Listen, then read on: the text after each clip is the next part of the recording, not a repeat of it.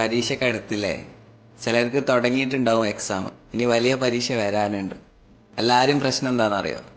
പഠിക്കാൻ പറ്റുന്നില്ല. വീട്ടുകാരിങ്ങനെ പറയുന്നുണ്ട് നമ്മളോട്, പഠിക്ക് പഠിക്ക് പഠിക്ക് പഠിക്ക്. എന്നാൽ പഠിക്കണം എന്നൊക്കെ ഉണ്ട്. പഠിക്കാനങ്ങോട്ട് ബുക്കെടുത്താൽ നമുക്ക് പേന കയ്യിലിങ്ങനെ പിടിച്ചിട്ട് എന്തെങ്കിലുമൊക്കെ ചിന്തിച്ചിരിക്കണം അല്ലേ?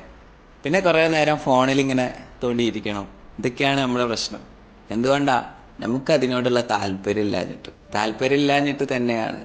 താല്പര്യമുള്ള എന്തൊരു കാര്യം നമ്മൾ അതിൻ്റേതായ ചിട്ടയിൽ നമ്മൾ ചെയ്യുമെന്ന്. പലരും ഇപ്പോൾ പഠിക്കുന്നത് എന്തുകൊണ്ടാ? വീട്ടുകാർ പറഞ്ഞിട്ട്, നാട്ടുകാരെ പേടിച്ചിട്ട്. അവരെന്ത് പറയും? ഇനിയിപ്പോൾ തോറ്റാലോ, പിന്നെ പുറത്തിറങ്ങി നടക്കാൻ പറ്റും എനിക്ക് ഇല്ല, പേടിച്ചിട്ടാണ്. ഞാനൊരു കാര്യം പറഞ്ഞുതരാം. ഫസ്റ്റ് വേണ്ടത് പേടി മാറ്റുക. നിങ്ങളെന്താണോ നിങ്ങളാവുക. നിങ്ങൾക്ക് എഴുതാൻ പറ്റുമെങ്കിൽ എഴുതുക, പഠിക്കാൻ പറ്റുമെങ്കിൽ പഠിക്കുക. പഠിച്ച് മുന്നേറാൻ വിചാരിച്ചവരാണെങ്കിൽ അവരെങ്ങനെയെങ്കിലൊക്കെ പഠിച്ച് മുന്നേറും. പഠിക്കാൻ താല്പര്യമില്ലാത്തവരാണെങ്കിൽ എത്ര പഠിച്ചിട്ടും കാര്യമില്ല. എന്നാൽ അവർക്ക് താല്പര്യമുള്ള എന്തെങ്കിലുമൊക്കെ ഒന്നുണ്ടാവും, അതിൽ ഫോക്കസ് ചെയ്യുക, അതിൽ മുന്നേറാൻ ശ്രമിക്കുക.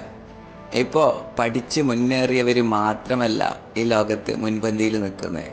അല്ലാത്തൊരുപാട് പേരിൽ നമുക്ക് ചുറ്റും ജീവിതം വിജയിച്ച് കാണിച്ചവർ.